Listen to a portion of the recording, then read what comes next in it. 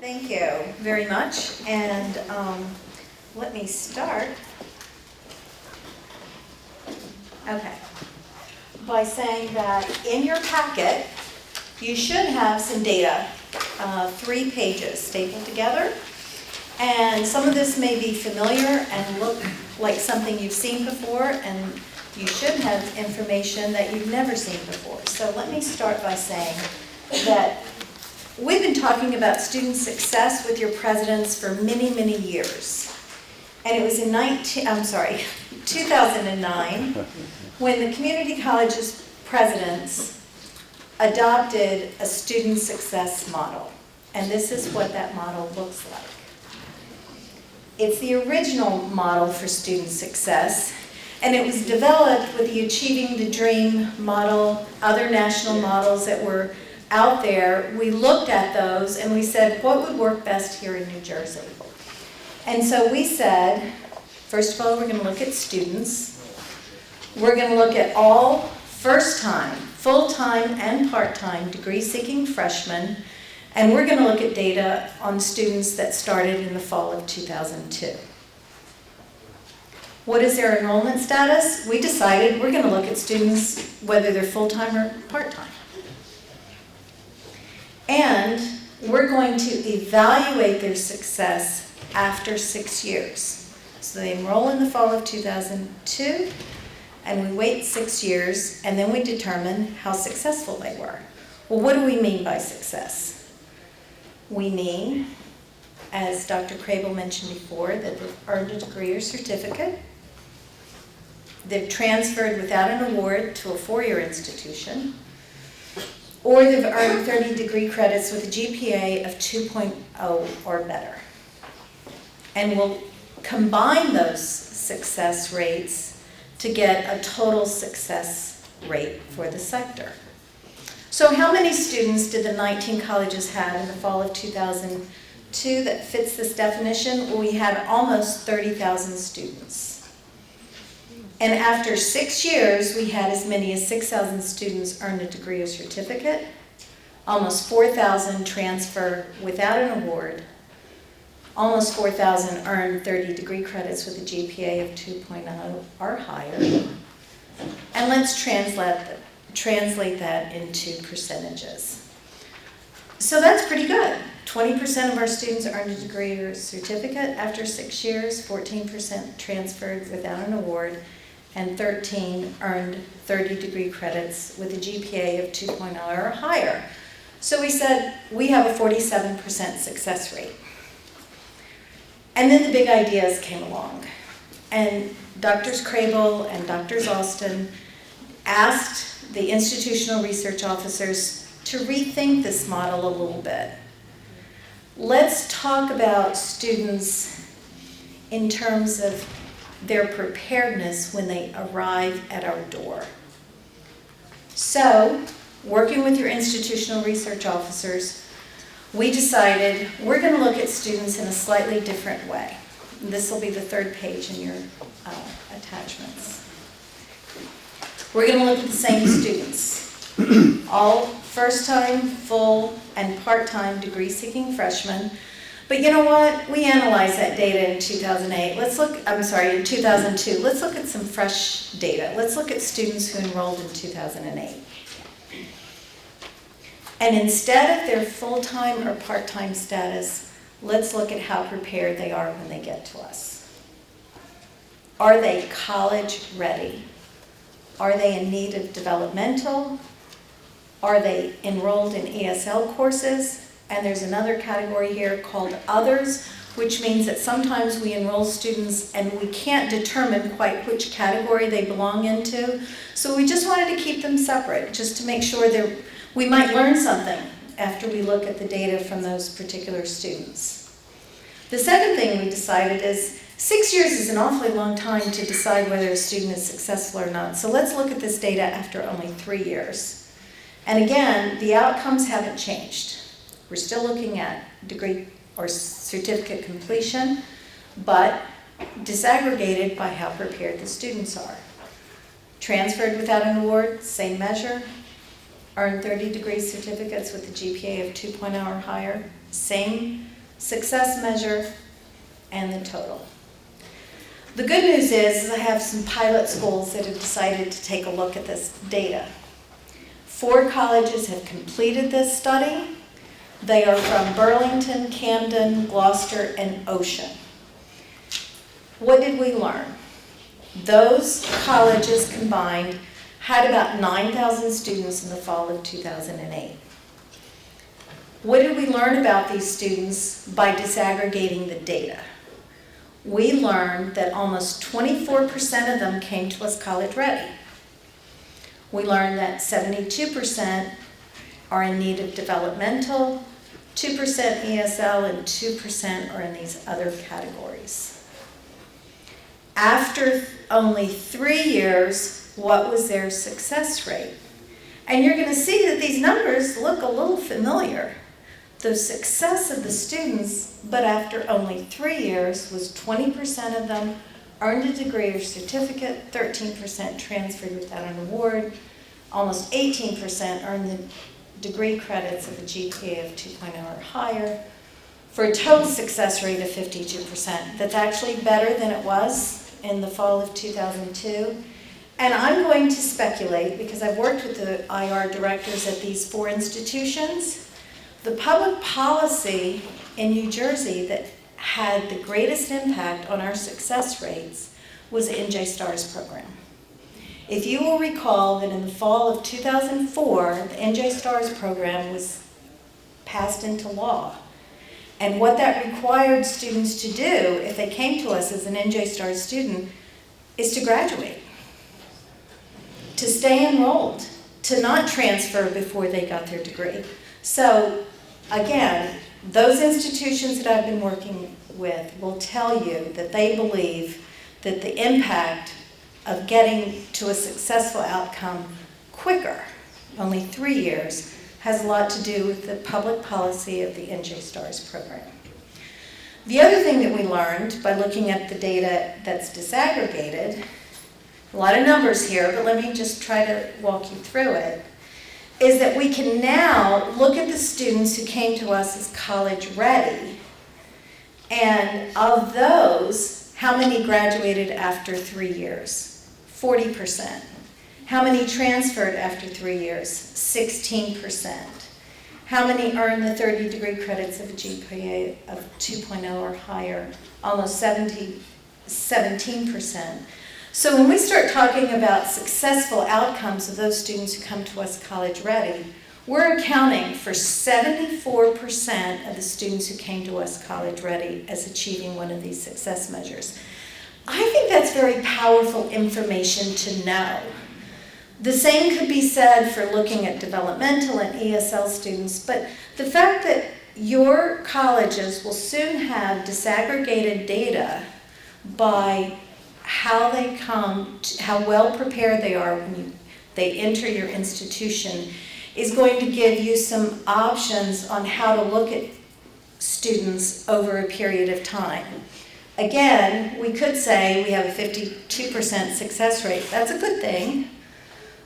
But if they came to us college prepared, it's almost 20% higher. That's powerful. And I don't want to end there without saying that we still have more work to do. And it has a lot to do with what Dr. McClenny was just sharing with us. I would say that what we've developed in New Jersey are completion measures. And that comes from President Obama's charge. We need to graduate more and more students before 2020. Well, that's a good thing. We're working on that. That's the completion agenda. But I think that what Dr. McClenny is talking about are progress measures. So in fact, our next step is looking at student success, this student success model, and looking at the disaggregated data. What we want to begin to look at now is what are the progress of these same students after 1 semester, after 1 year, after 2 years, and after 3 years. Are students who are coming to us in need of developmental retained? Are they moving into gateway courses? Those are the kind of progress measures that we might be able to put into place and collect data on to know how well our students are progressing toward completion, not waiting 3 years to find out if in fact they achieved a completion measure.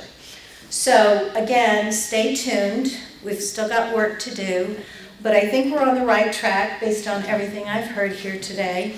And let me end by saying that in your packet, the 3 pages, the first page is the aggregated data that I shared before. The second page is your individual institutions. I forgot to mention it earlier. Your individual institutions' results of the first student success model, the original student success model. And the third page will be this. This is the aggregated success for the 4 pilot colleges. Happy to answer any questions you might have at this time. So there's a lot of change in the standards in the New Jersey high school curriculum that have been implemented over the last 3 years as the state has moved to the Common Core state standards. And I think sort of the best way to answer you quickly and then give you a way to look at that further is to say that the state is migrating both instruction and standards as well as assessment over they've migrated the standards, instruction is changing across the state, and they're migrating the assessments over the next 3 to 4 years. So I think what you'll see in the next little while is a fair amount of upheaval really in the high school exit protocols that we have in the state. I think it's something that community colleges will be called on to assist with. And I think where you begin to see substantial changes in students with different exit characteristics from high school are if you start looking at the ones that are in 3rd grade now, because they will have the benefit of the full set of standards and the full change in assessment. So, you know, huge kudos from my point of view to the folks at DOE. They are taking on the hard stuff right now. You can imagine this is politically challenging. You know, we just get to a little bit of it when we say you should have Algebra 2, but then when you look at the enrollments in high school, there are a lot of kids that never get to Algebra 2. And still those kids come to us. So I think that there are good and positive forces at work in the Department of Education. I think good thoughts for them every day, hoping that that continues. And the 26 states that we're working with all have that same intention. But the path between now and the full implementation is going to be a little bumpy. I want to mention several points that I hope you'll think about as we move on through the rest of the evening. First of all, the American Association of Community Colleges has created a voluntary framework of accountability that I think you're a part of. I think that at least the basis of the 4 colleges working on this is consistent with the VFA. So trustees, be aware that the National Association that represents community colleges is trying to say to the world, we're going to be serious about accountability. We're going to try and figure out a way to measure student success that we've never had nationally in place before. The snag that still occurs has to do with being workforce and career ready beyond just a certificate that might be granted. So what is the role of industry certification that might be in place? What are short-term certificates going to mean? Something less than a 30 credit hour certificate. How are we going to deal with a 15 credit hour certificate or a single course that leads to a certificate? So there's still much work to be done, particularly in the realm of career education in our respective institutions. But there is a major national effort going on, and I hope all trustees will be alert to that voluntary framework of accountability. And I know your state is aware of all of that and trying to relate well to all of that. The second point I want to dramatize and have you think seriously about as you break for dinner, because I want to come back and talk about it later, has to do with what you find as you disaggregate data. That can sometimes be a painful conversation. And I want to alert you to it. I hope you've begun to have some of the conversations, but it really comes under the umbrella of equity. Are we going to produce equity in America's community and technical colleges? It surprises me sometimes that people aren't feeling a sense of urgency around what we find as we identify the gaps. So I've just come from California. I'll talk about them. It's easier to talk about another state than to talk about you. So the last several days before coming here, we had 12 community colleges from the northern part of the Central Valley of California all the way down to the Mexico border, 12 of them. And we had their data, and we were talking about the same sorts of things that we're beginning to talk about. And here's what their data showed them on almost every measure that we were talking about here, disaggregated. Asians in those colleges outperformed everybody. The gap between Asian Americans and Caucasians is dramatic. In many of them, the performance of Filipinos is well beyond the performance of Caucasians in those colleges. Then when you look at Caucasians compared to African Americans, there's another big gap between whites and African Americans, and between whites and Latinos or Hispanics, depending on what terminology fits best in your setting. Native Americans, unfortunately, are all the way at the bottom, and we have to worry a lot about them, although their numbers are small in the colleges that we had together there. Then you look at the performance of, in particular, Hispanic males and African American males compared to females in both categories, and you see a big gap. So as you begin to really dig into your data with disaggregated data and begin to think about what do we face, there really is some courage that's called for at the point where we say to the world, we're going to be about increasing success while also closing those gaps. You with me? That's moving toward equity. And we shouldn't be satisfied until that's what we have. That's where you need to be targeting your future. We should not be tolerant of the gaps that we see. But you have to know what they are before you can even begin to go to work on them. And there are lots of colleges across this country that have been totally unaware of the big gaps that exist. And the anecdotes don't serve the purpose. That's where I said earlier to the group this morning and say again to you, you can't have the intelligent conversation about student success until you do the longitudinal tracking of an entering group of students and follow them over time with disaggregated data. And when you think about the needs in developmental, what was that percentage that we saw a moment ago? 71.8% in these 4 colleges. 71.8% needed remediation. Over 2/3 of all first-time students. So care a lot about tracking progression through developmental to the point of college readiness. And realize that the national conversation is in terms of let's accelerate progress to that point of college readiness. There is growing impatience among legislators and governors across this land, foundations across this land. Complete College America is out there, and I discovered today that New Jersey is not a member of Complete College America, but you're influenced by it. 33 or 34 states have signed up for it. And their executive director is going around the country saying, blow up developmental ed, as you know it. It's a miserable failure, blow it up. And the default position is just to place everybody in English composition, introduction to history, college algebra, anatomy and physiology, and let's see how they do. Provide co-requisite support, whatever that might be. But let's do that, because what we're doing now has failed miserably. Now that's a powerful organization. Stan Jones is a good friend. I've known Stan for a long time. And I argue with him all the time about the messages that he's portraying. The criticisms, however, ought to be leading us to redesign what we do in developmental. And the push nationally is for acceleration through that period that a student spends and to college readiness much faster than we've been doing it in the past. I was at Columbus State College in Columbus, Ohio a few weeks ago, and they're the largest community college in Ohio. And the leader of their math faculty got up in a public meeting and confessed that they have 5 levels of developmental math. And he was embarrassed to say that that's the case. But he publicly committed to redesigning what they do in developmental math to accelerate student progress through that. And so there are people who are stepping up and saying, I'm not happy with what we've been doing, We're going to do better, and we've got to engage people in the process of doing better. But I want to conclude this portion by just saying, boards, you create the climate within which those kind of discussions can take place. Your president cannot do that work without you, the board, having his or her back.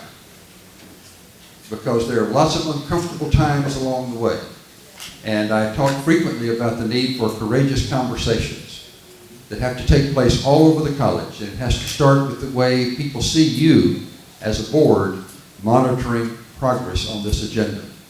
I'm going to say more about what it takes to create the climate, but that will come after you've gotten something to eat. And so I know that if I'm quitting 3 minutes before we were supposed to, that I'm going to be in good standing, and I will hand it to whomever needs to set the stage for what's next.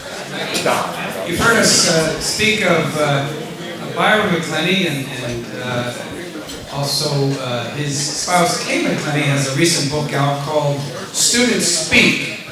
And so we kind of borrowed a chapter from Kay's book by having you hear from a student as we started. And as we begin to wind down here, we thought we'll transition to Byron and Patricia here to this final session by hearing from another terrific student here at Middlesex County College. And Joanne, President Pearl Morales, will do the honors of introducing her. So I would like to introduce Dia Sanders, and Dia is a nursing student. She graduated from Middlesex in 2010 with a Lawrence in Social and Rehabilitation Services. She's at Felician College right now, and she has a really interesting double major. Just listen to this: nursing and global peace and justice. Is that wonderful? Dia Sanders. Good evening, everyone. Am I speaking loud enough? Okay. Now, my training as an orientation leader here makes me move because I usually talk to students. So if I make you dizzy, just raise your hand and tell me to calm down. Okay? Like Mrs. LaPrella said, I am currently attending Felician College. I'm a junior there, and I have 367 more days until graduation. I'm very excited. But I'm going to tell you a little bit about my experience here at Middlesex, and then we'll get into my speaking notes. So I was a transfer student, but I only had 6 credits. What do you do as a transfer student who only has 6 credits? No, I didn't go to college and fail out. I wasn't one of those students. My mom would have choked me. But I did a summer program, and then I had to transfer to Middlesex. And so they didn't quite know what to do with me back then. And because of students like me, I can now say there is a program and Transfer Students Registration Day. So there goes the problem, and then you have a student who experiences the problem, and then there's change. And that's what we're about here today, about change and looking at problems and needs, or at least that's what it says in your mission statement. I can quote you.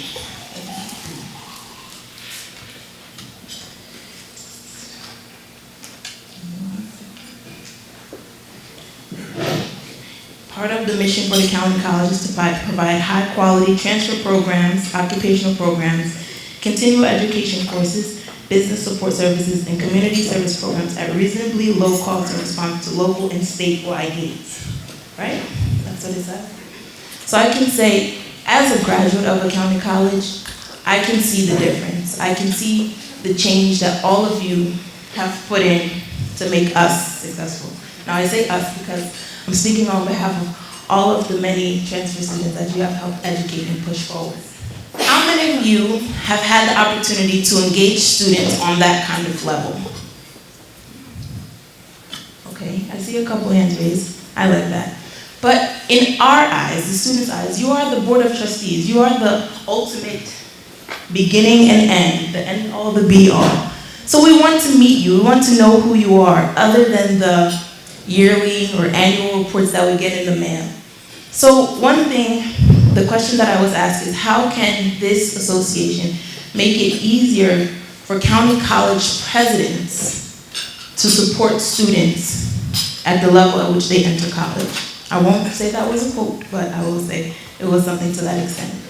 So meeting us students and engaging us, I will say, will be a big part of our success story.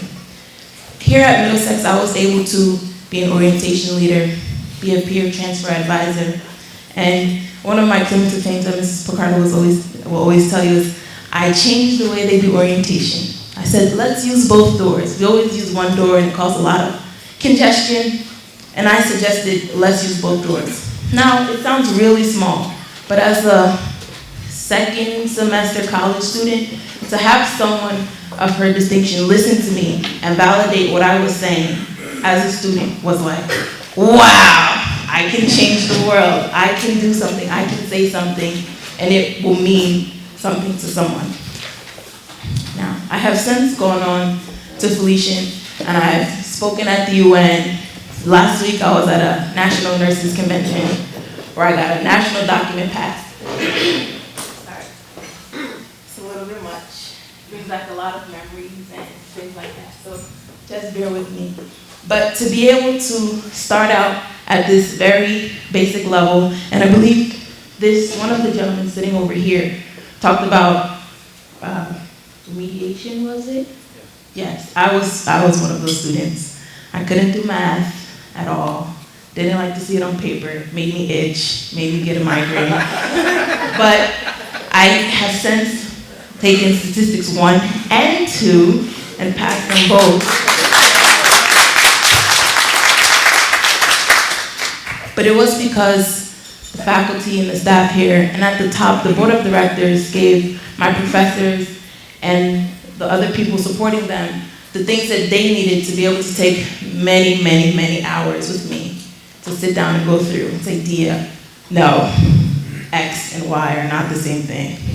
Dia, no, you need to find the sin or the cosine of whatever it was at that point.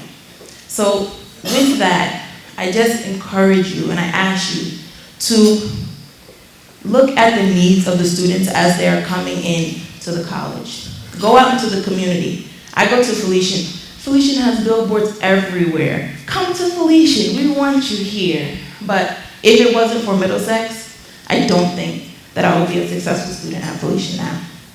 So go out into the communities. You represent the entire state. Engage students, bring them in, remediate them to the extent to which they need, and then send them off where they can be successful. Thank you. We've never known this much about what it takes.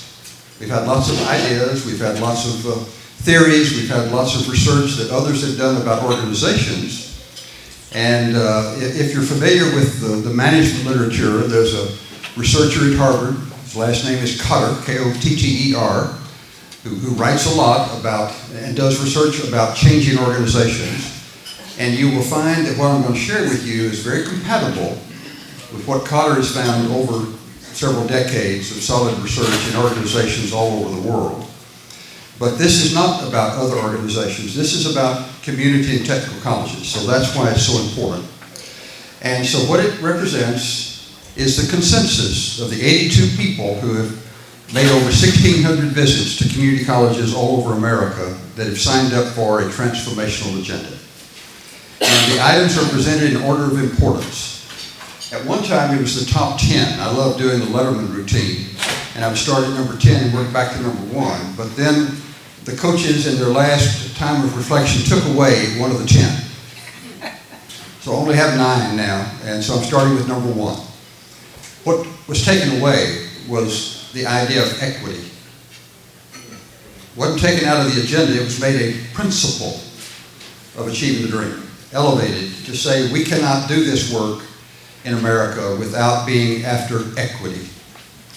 And that's huge. It came just almost spontaneously from a gathering of all these coaches.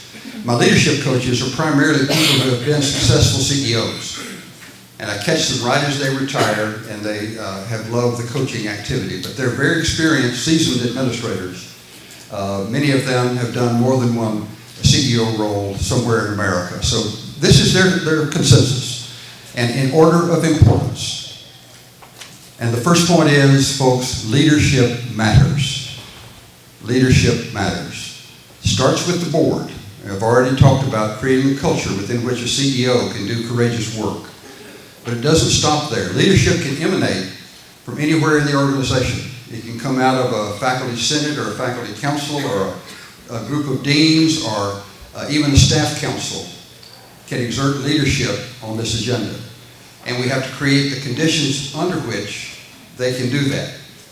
We will not get this work done nationally without the involvement of everybody in the life of the organization. And so that point, I hope you will think seriously about, and we'll build on it with the other points here in just a moment. But leadership matters, and the coaches are unanimous in saying there's nothing more important than that in transforming the way colleges do their work. So, number 2, we've already talked a bit about the culture of evidence and inquiry, but the question is it pervasive? And do you have a strong institutional research component to help build that culture of evidence and inquiry? Now, we find small colleges, particularly rural colleges, have a hard time with that, and sometimes they have to be creative. I've seen colleges that had no institutional research operation at all, but realizing the need for it, they would look at their faculty and think about who the faculty members are who might have an interest in, with a release time assignment, doing some of what we need to have done. Psychology, sociology, all the sciences, mathematics, business, economics. Anybody with a PhD will have some interest in research in all likelihood. So many colleges begin to build that capacity by finding people who are already working for the college who have an interest in whether or not we know enough about how our students are progressing through our college. So even if you don't have a robust operation, you can do something significant if you choose to. But this work, again, doesn't progress without this culture of evidence and inquiry. Number 3, this broad and continuous faculty, staff, student, and community engagement. Give you just one quick example of how that plays out in some places. South Texas College, which is one of the poorest areas of the United States. It's a college located on the border between Texas and Mexico. Very poor neighborhoods, very poor communities, very poor region. This community college is flourishing. Fastest growing community college in Texas by a wide margin. And they were seeing horrible results in a host of ways that we've already talked about, and saw students coming out with high school diplomas who were not prepared for college. And they said, we're going to do something about that. And with fear and trepidation, they decided to have a summit. They called it a summit, to which they invited every single school board of a school system in their service area, superintendent and board members, every mayor of every community that had a mayor in their service area, every county commission that existed in their service area, every leader of community-based organizations they could identify, members of the state legislature, members of the congressional delegation, members of industrial and economic development organizations, and they brought them all in one big room and started talking about data on student success. And they did that with fear and trepidation because they were afraid people would be pointing fingers at each other. And the result of their first summit was, in effect, we have a problem. We collectively have a problem that has to be solved. They just had, a few months ago, their 6th annual summit. And it's one of the best illustrations of what I'm talking about here when I talk about this continuous involvement. They had already involved their faculty, staff, and student populations, but they had not gotten the community involved. They now have all of those ingredients. And today, this is a community college with the largest dual enrollment program in America. They have over 20,000 students in that college taking courses in high school that will help them be ready for college when they walk out of the high school with college credits under their belt and with college readiness visible, and with the opportunity then to be successful in the college. That's an example of what I'm talking about there. All right, before I move to number 4, any reactions to what you see in those first 3? Give you a chance to jump in if you have a question, reaction, want to push back. I'm moving quickly. One at the back, Bakari. I don't know if I have my question or my comment, I guess, maybe not a question, but my comment and I don't know if this is more properly posed to Larry or Pete or one of the presidents in the room, or yourself, whoever can answer. But there's a lot of information on here on student success and beginning to understand what that means for us more broadly. I think we have, probably in the room, have certain trustees, a trustee here, a trustee there, one at this school, one at that school, who has had maybe a little bit more exposure to these notions than others. But what I am always personally left with is, what do we do with this new awareness? And it's not even a knowledge base yet, but it's more of an awareness. I'm now beginning to become aware of what this is, and then I do what? I go back to my school and do what? So toward that end, I'm always looking for some kind of toolkit or list of questions or statements or things that I can bring back to my board, share with my board, but more importantly, engage my CEO on, so that we as trustees and as the stewards and fiduciaries of our school can begin to keep an eye on this kind of information, engage this kind of information on a regular basis at our respective schools. So the question is, and I may be premature in my question, so forgive me if I am, but as we now begin to get more broadly aware about this, then what? Well, you're anticipating my concluding comments, so if you'll allow me to hang on to that for just a few moments, but also, you got a copy of a book there that I encourage you to read. It's a quick read, but it'll get you started. But my concluding comments are going to come back and address very directly what you've just said, and then the table conversation we want you to have before you leave tonight will deal with that. Okay, let's look at the next. We've already touched on this a bit. Planning and budgeting, including reallocation, aligned with the vision, priorities, and strategies of a student success agenda. There was a time in my career where I think I counted, I did something like 300 strategic planning consulting jobs over about a 2-decade period, and I just OD'd on it and thought that surely nobody else in America needs to talk about strategic planning. And I didn't do it for a while. I did it where I was the president, but I didn't go out trying to tell anybody else what to do. But what I continue to observe is that colleges all over America fail to do that well. And there are 2 points of breakdown here that I want to just call to your attention. You have strategic plans in most cases, and many of you said you have student success in the core of that strategic plan. Where things break down, and only you can know for yourselves whether or not this applies to you, but where things begin to break down are between strategy and the way you're going to do business next year. So we have a vision of where we want to go. And let's say equity is a part of that vision, which I think it should be. Then what are we going to do? What are the priorities for 2013-14? What are the operational plans to move that agenda? What's going to drive it? What's most important? Things break down there. And then they also break down, even if you have the operational plan, they break down at the point of budget allocation and reallocation. And you need all those connections to be made in a focused way for any chance for transformation to occur. Now, I probably don't need to say more than that. Just be alert to those points where things break down as you look at that critical issue. Next point, sense of urgency, driving a shared vision, communication with stakeholders. Let me just ask you one question. What would I find if I went to your web homepage? On that homepage, what will I find on that homepage that says to the world, we're all about student success? What will I see? You don't have to answer, but just think. Will you see it? Some people are nodding yes. And if I would, terrific. There are lots of places where I wouldn't. Not in New Jersey, I'm sure, but I work in lots of states.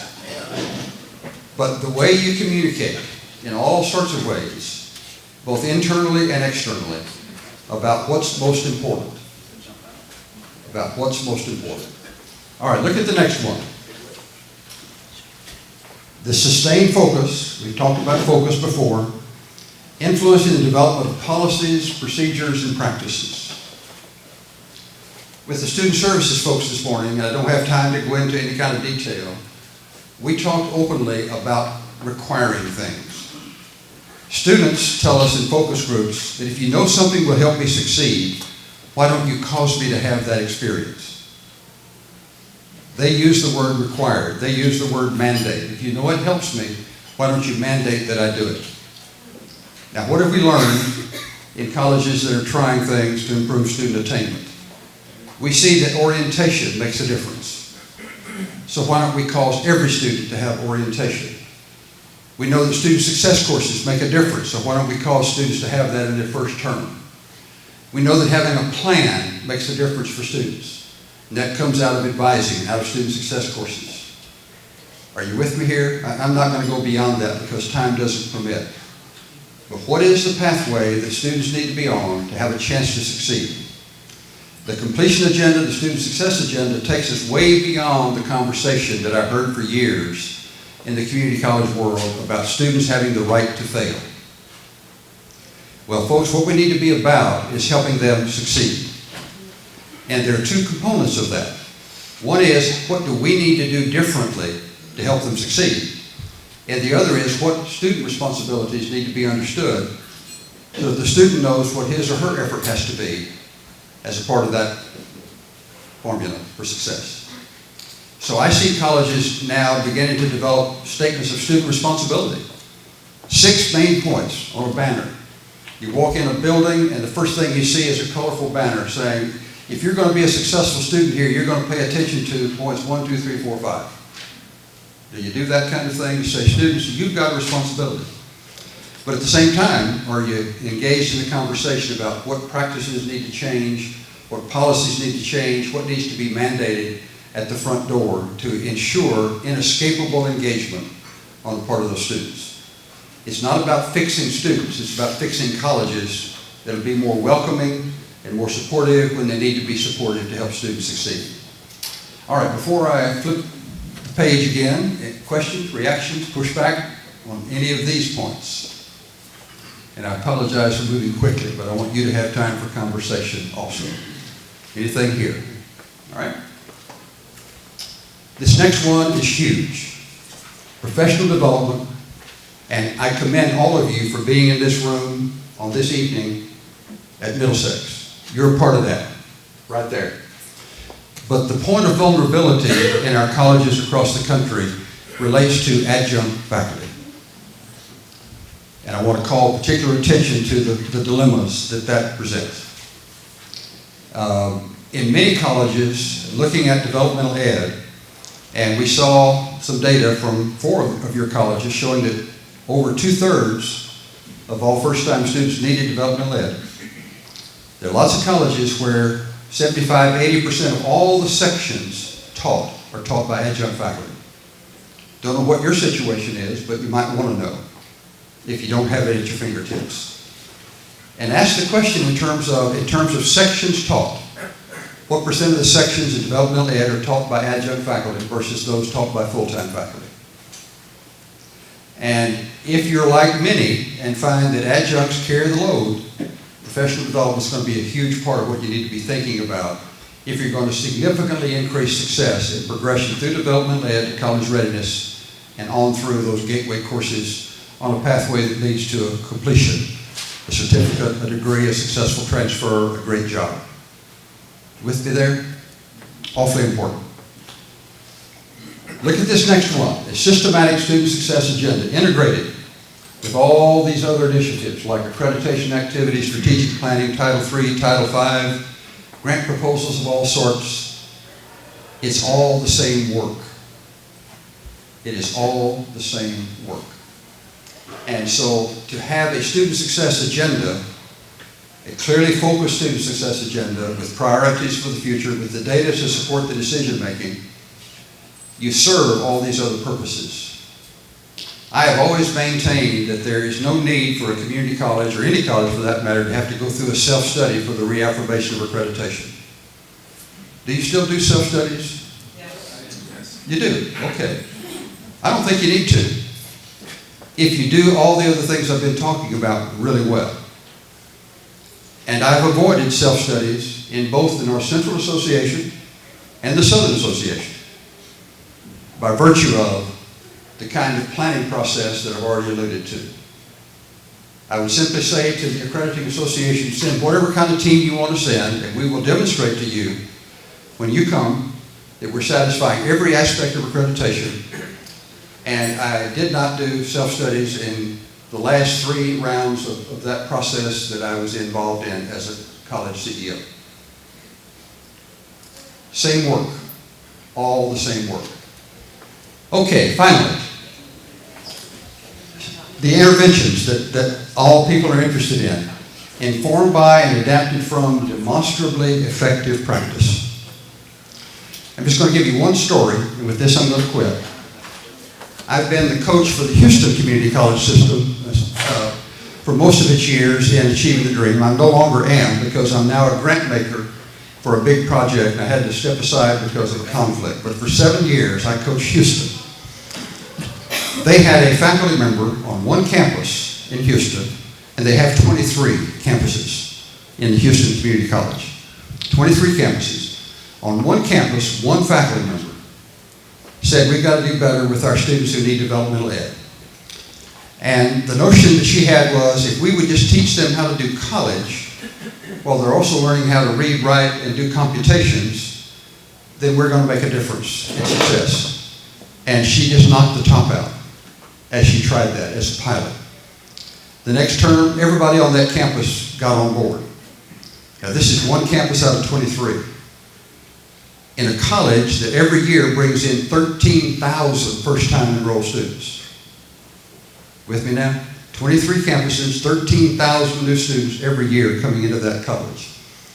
2 years later, something that started with one faculty member with demonstrated results is now required of every single first-time student, full-time or part-time, coming to the Houston Community College system. Evidence leading to practice, leading to scaling up to serve all students who might benefit. 1 year after they had done that, their fall-to-fall persistence went up 4 percentage points. Now you say, well, that's not too big. Well, what's 4% of 13,000? How many human beings are we talking about? With me here? Evidence, impact on lives. Demonstrated evidence leading to scaling up what works. That's probably where I should stop. Let me see if there are any reactions to these now before I set the stage for you to have some conversation. Yes, sir. Hey, Byron, I just wanted to, you've heard about these big idea projects that we have. One of them concerns adjunct faculty. Right. And we have figured out that we are using so many adjunct faculty, and unfortunately that trend is probably going to continue for a while. So we are working together to ensure that we develop our adjunct faculty, find the best pool of adjunct faculty that we can, and try and ensure that when they get into the classroom that they're prepared. Good. That's good to hear. The colleges that are doing it really well have gone so far as to say we're going to certify adjunct faculty through a training program, and then we're going to give them a little bump on the salary schedule to recognize their attainment. That's where we're headed. Okay, good. Yes, sir. I just want to comment. We started talking about the adjunct faculty recently, and the only thing I mentioned myself, I'd like to put out there, because it seems that we just say adjunct faculty like they are inferior to full-time faculty. I don't. But some people take it away that, and I've heard from staff members who've heard that in a board meeting and said, it seems like they say adjunct are, they bring life experience to the classroom that traditional non-adjunct don't bring. And that's very important to keep. I agree. No, well said. I don't disagree with anything you said. Other reactions? All right, I've got 717. And what I want to suggest is that you get in your college groupings, and I know that might be 2 teams at one table, that's fine. But take about the next 20 minutes to say, so what?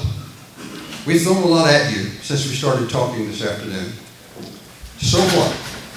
What are the takeaways for us?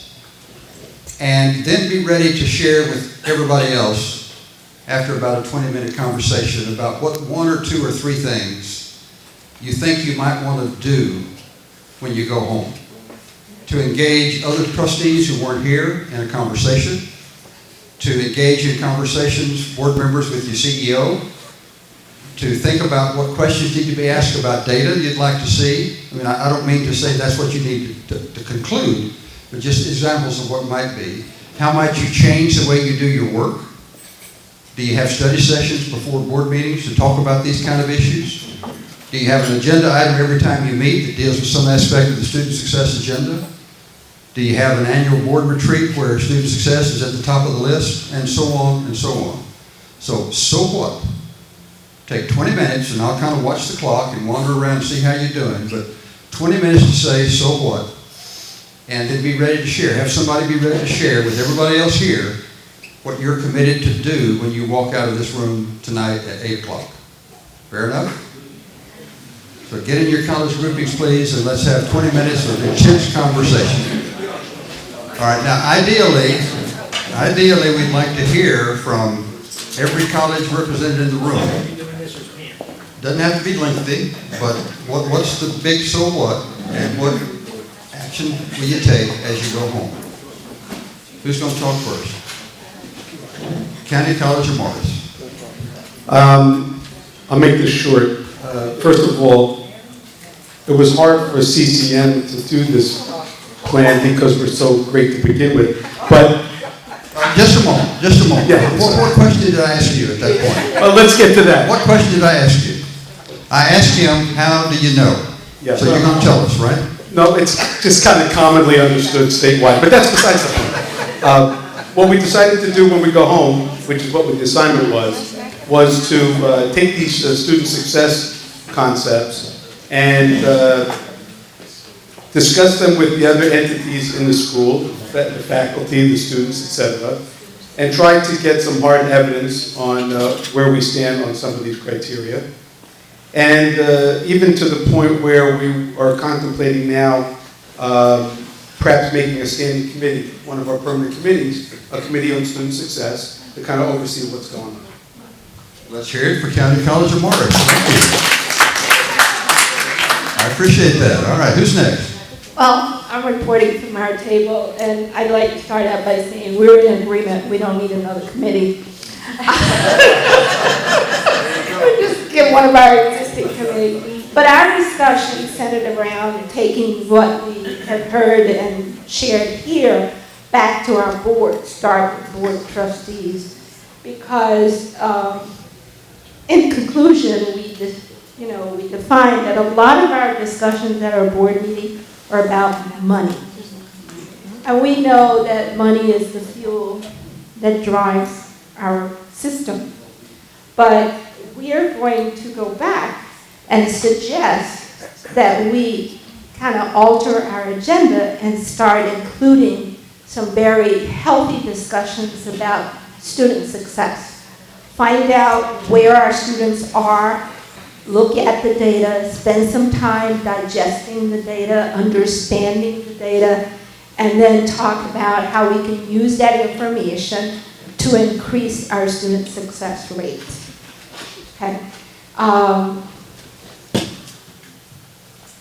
We did start a discussion, a second discussion, but we didn't have time to complete it on adjunct, so I won't go into that. Yeah. All right, is that worth a round of applause? Thank you.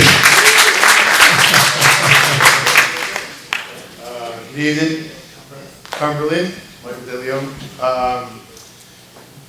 Something that was very, we had a session this past Saturday, a board retreat this past Saturday on budgeting and student success.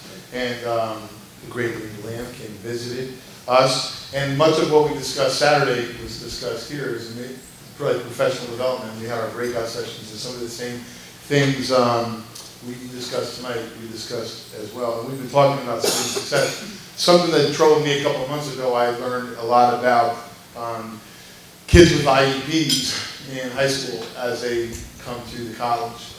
Their IEP doesn't follow them, obviously. But what really troubled me is we're not allowed to ask some of our kids that need to go to the amazing student success center we have and the plethora of help we have for them. If they don't ask for the help, we can't ask them if they have an IEP in high school because the law protects them.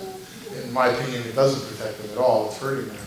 So I wanted to reach out to my districts, and so we started discussing how to go to the high schools. And I learned of the transitions law in New Jersey and how the guidance counselors, child study teams, and the psychologist is transitioning these kids out of high school to college. So relating it to student success. I believe the way to get the fall to fall up and the fall to spring up is to make sure that these incoming freshmen who need help, that don't ask for help because of stigma or shame or whatever it is, how they come to us for help. If we can't, by law, ask them. So how do we find out who they are in high school and get them to come to us before they ever leave high school? So that's what I wanted. Okay. And the second point was developing a more robust and dual concurrent enrollment program. I go around the whole state and I visit schools every single day for my job. And the thing that bothers me more than anything else is that seniors in droves leave school in the middle of the day. And I always thought it was because they were going to work programs. But so many times I'm being told, no, they have so many credits, they don't need to stay for the whole day. And I always said the senior year should be your hardest year. So if they are leaving for the day, how do we as colleges get into the high schools with college classes? You want to have a student college ready, okay, get them college ready in 11th grade. And that goes back to what we were talking about earlier, our algebra. Like I just learned tonight, Algebra 1 is taught as a freshman. I guess it's been so long since I was in high school. But I couldn't do 3 of the questions. That's all I got, 3 out of 12. But if Algebra 1 is taught in freshman year, we need to be teaching college entry classes in 12th grade at the high schools. So how do we strategically do that? All right. I talked too long, sorry. No, that's all right. Let's give him a round of applause. Who's next? We discussed the adjunct faculty and how we can utilize them in a variety of ways to work on student success, like mentoring programs and having professional development days for them. That was one of the ideas, and we also looked at redesigning developmental courses. We're going to look at that more closely, and I think one of the main things we're going to do is start getting data monthly. And if we get that data monthly, that will help us track exactly where we need to go.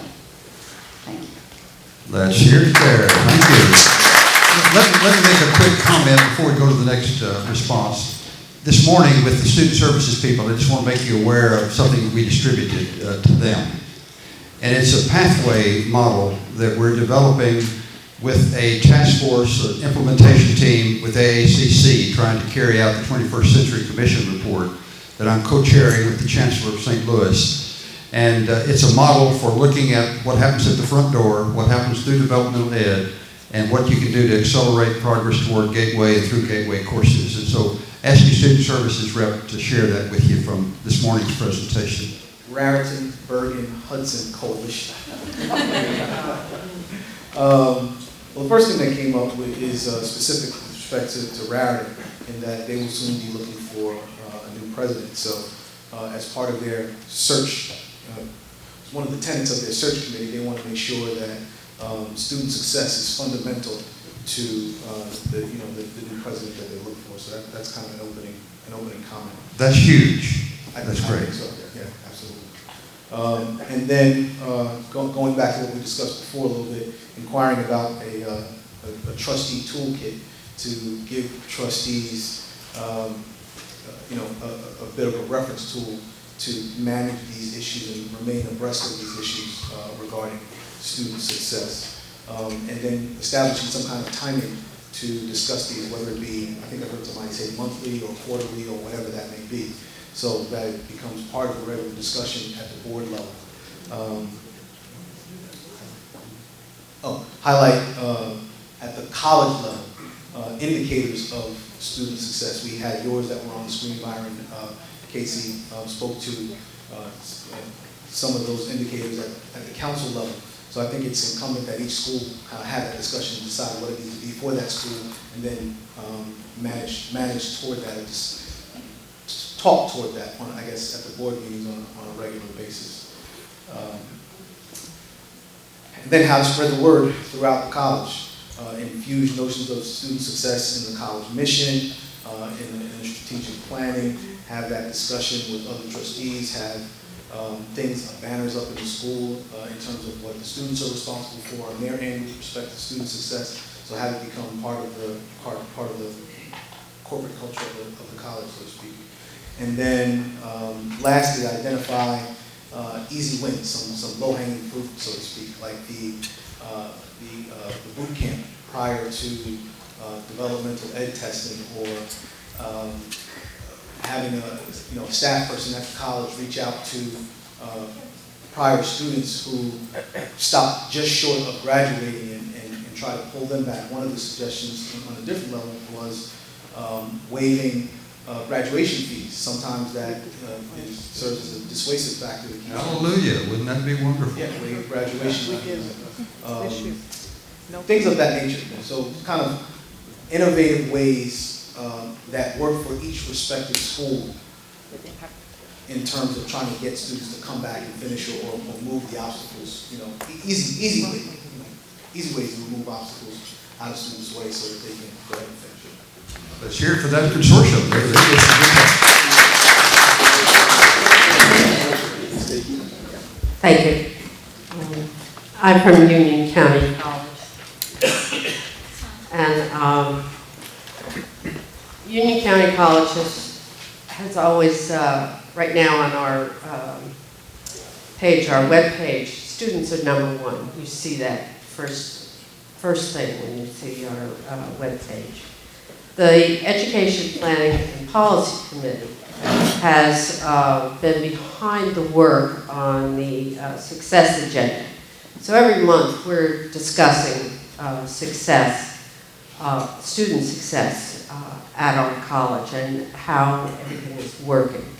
We have a solid success agenda in place.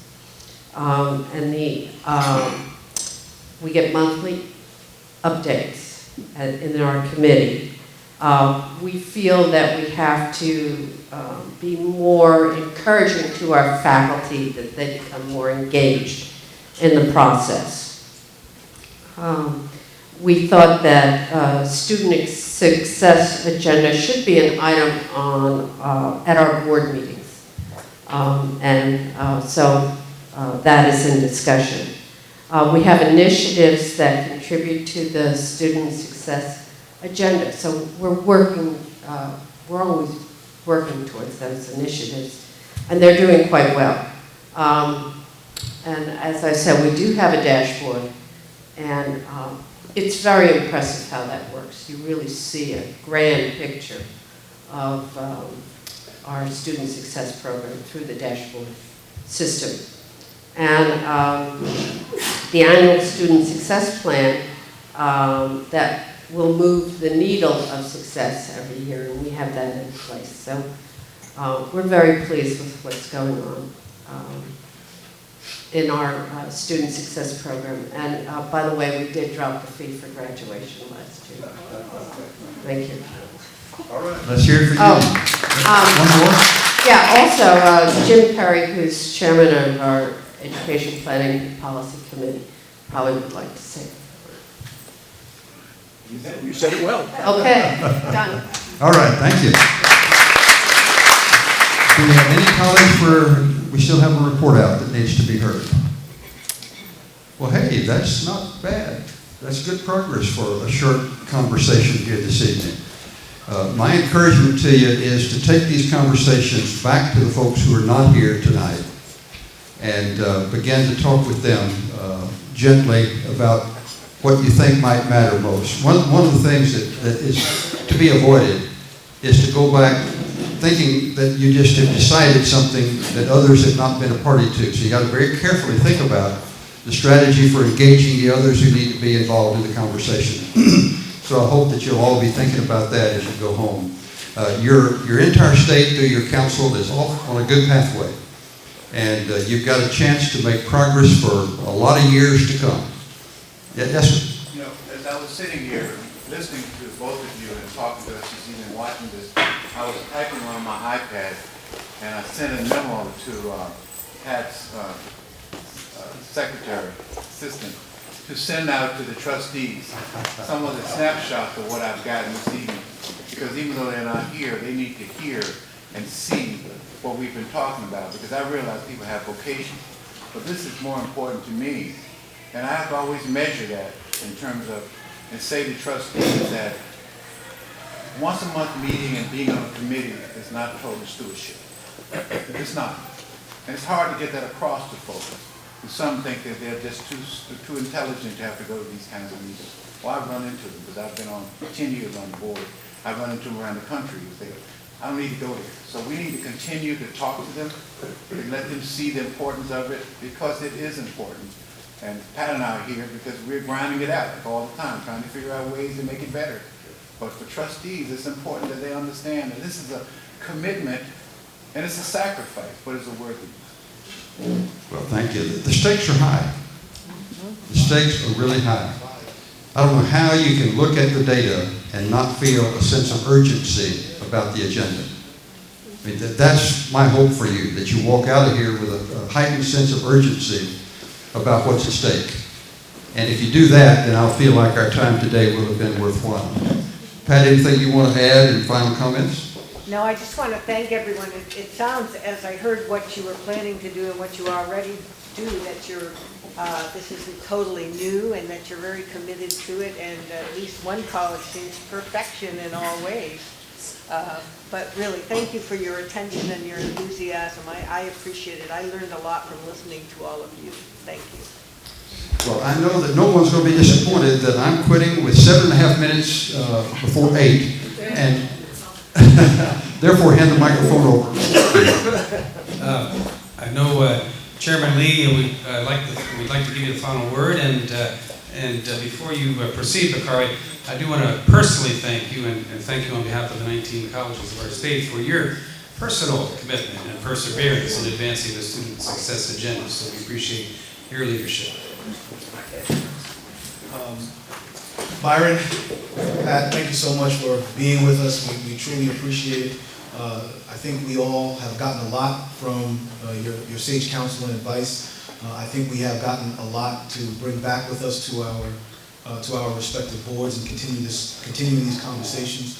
I think that we will look forward to continuing this relationship and maybe having you come back to us at some point in the future where we can kind of follow up on these things and report back to, in some degree, and kind of see if we have been able to move the needle here in New Jersey. So with that, I think we should all give them a round of applause.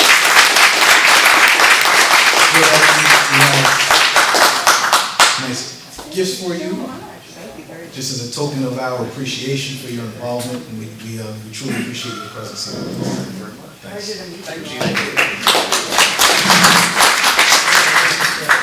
And one last thing, Byron, before I let you sit down. But I did ask a question about the toolkit. You were going to mention that a little bit. Maybe we can touch on that before we wrap up. Go to the ACCT website, click on GISS, and you'll see a toolkit in the making. It's being developed as we talk. So it'll be growing as time goes on, and you'll find all sorts of resources there that will be helpful to you. Fantastic. Thank you again. Well, folks, with that, I hope you enjoyed the presentation today. I hope that there was a lot of information learned and a lot to be shared at your respective boards. We are adjourned. Thank you all.